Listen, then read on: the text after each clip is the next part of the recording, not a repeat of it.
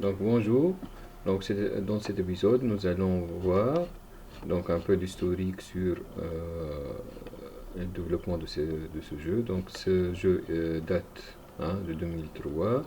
Donc il a vu la participation de grands noms de la communauté de logiciels libres. Donc ce jeu aussi donc c'est un donc fait partie des logiciels libres, hein. Donc c'est les open source, c'est GPL.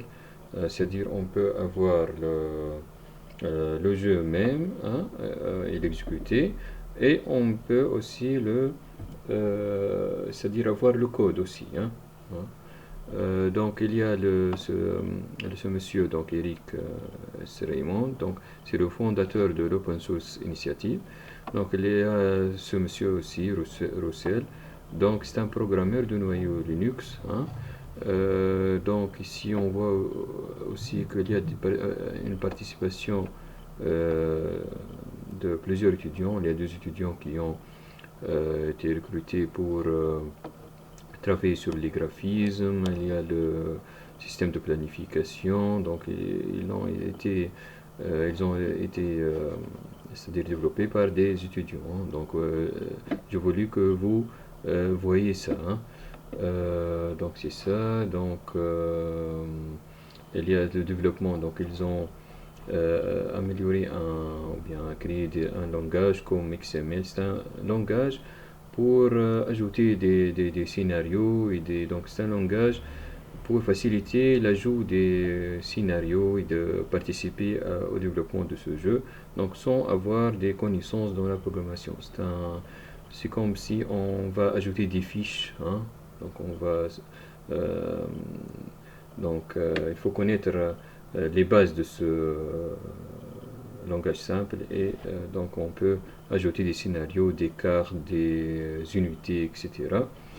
Donc le système de jeu, donc on a déjà vu dans l'épisode précédent,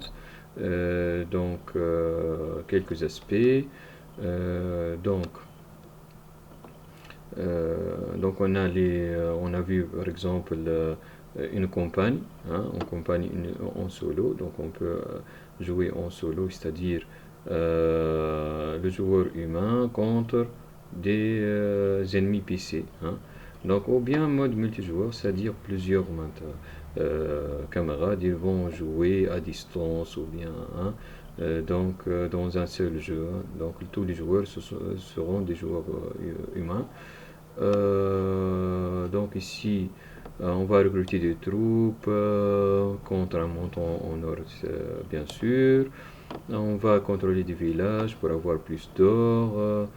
L'or, donc, il sera conservé à la fin de la mission, hein. Si on termine la mission avec, par exemple, 50 pièces d'or, on va avoir un pourcentage de cet or, hein, par exemple 20 pièces ou bien 30 pièces pour l'autre scénario.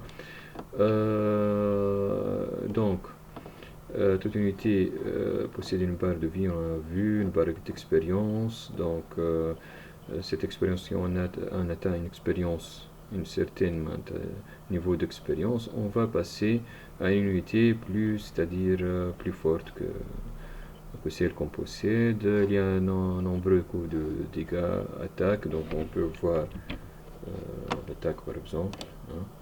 Donc ici, on peut voir la description d'une unité. Donc, description de l'unité. On va voir que, hein, cette unité a deux types d'attaques, hein. Ce sont des attaques corps à corps, ne sont pas à distance comme les flèches. Cette attaque, donc, on va frapper. Chaque fois, on a le dégât et le nombre de frappes par attaque. C'est-à-dire, lorsqu'on fait cette attaque, on va faire 4 coups d'épée, hein. Donc 4 coups. À chaque coup, on va enlever 8 points de vie à l'ennemi. Par exemple, si on va attaquer avec la lance, c'est deux fois. À chaque fois, on va enlever 14 points. On va donc enlever plus parce qu'on a l'attaque spéciale. L'attaque spéciale, elle va ajouter quelque chose à cette attaque, hein.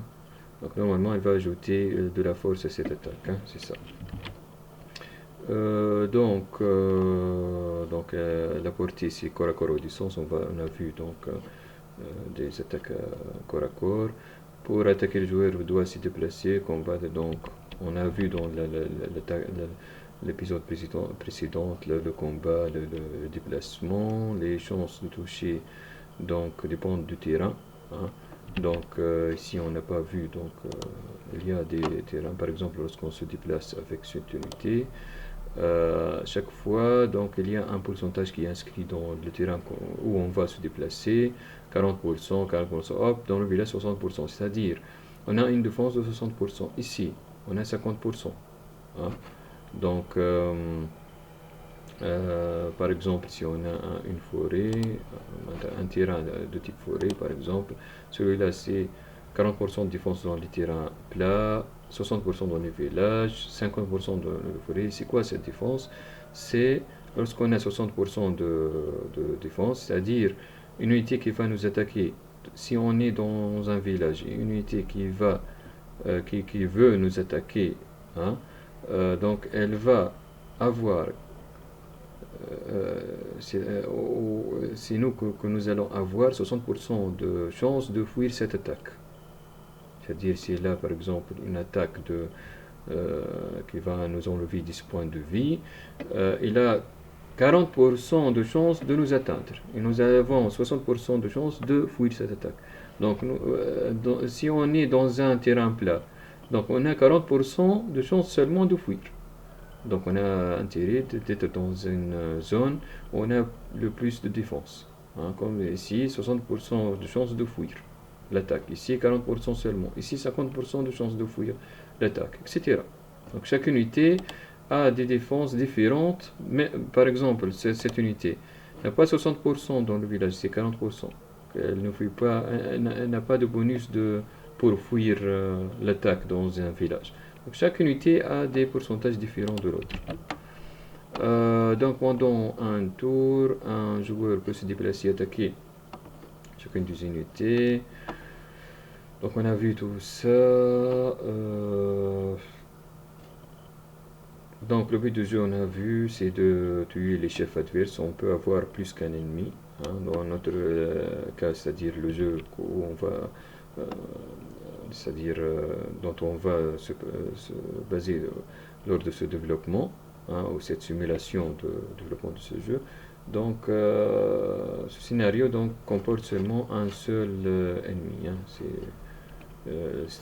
il y a un seul joueur ennemi, c'est un joueur PC qui détient cette unité chef, hein, Mordak, et cette unité chef va recruter d'autres unités. Hein, c'est ça.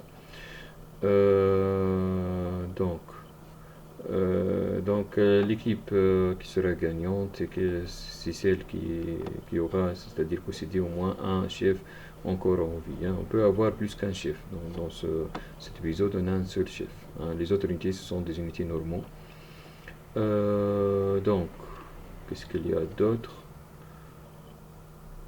Il y a des races. Donc ici, on a les unités qui ont une race, c'est-à-dire c'est celle-là, humain, hein, donc la race humain. Donc cette unité aussi, c'est de la race humaine, c'est-à-dire humain. On peut avoir des fois on peut avoir des unités d'autres races. Hein. C'est pas obligatoirement qu'on a, si le chef est humain, donc toutes c'est-à-dire les unités vont être de type de race humaine. Hein. C'est ça, donc presque. On a aussi la résistance, c'est une autre chose, c'est pas la défense. La résistance, c'est la résistance à l'attaque, mais hein, la défense, c'est lorsque c'est l'ennemi qui est contre nous. Combien de chances il a de nous frapper ou de ne pas nous frapper. Maintenant, si l'ennemi nous frappe, donc cette frappe, est-ce qu'on a une résistance contre cette frappe ou non? Est-ce qu'elle va nous atteindre d'une façon grave ou bien d'une façon, c'est-à-dire allégée, hein, c'est ça. La résistance, c'est ça. Par exemple, on va voir la description de cette unité. La résistance, c'est ça. Donc, on a une résistance contre les attaques de type arcane. Les autres, attaque, on n'a pas mal de résistance contre elle. Par exemple, le chevalier, il a seulement il a de résistance contre les arcanes, les tranchants, les contendants 30%.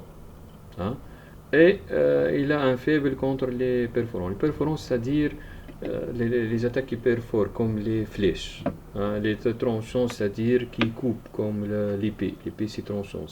Vous voyez, il a la résistance contre le tranchant, mais aussi il attaque avec l'attaque de type tranchante, c'est-à-dire l'épée. Hein, vous voyez, par exemple, la lance, c'est perforante, comme les flèches sont perforants, hein, ils pénètrent, c'est-à-dire, etc. Un contondant, c'est par exemple la résistance contre les contondants, c'est des unités qui veulent nous frapper à l'aide d'un bâton, par exemple, ou d'un marteau. Hein, c'est une frappe, c'est-à-dire, hein, c'est pas tranchant, c'est-à-dire, ce n'est pas coupant ou perforant. C'est ça, donc c'est ça la résistance, donc c'est ça. Hein.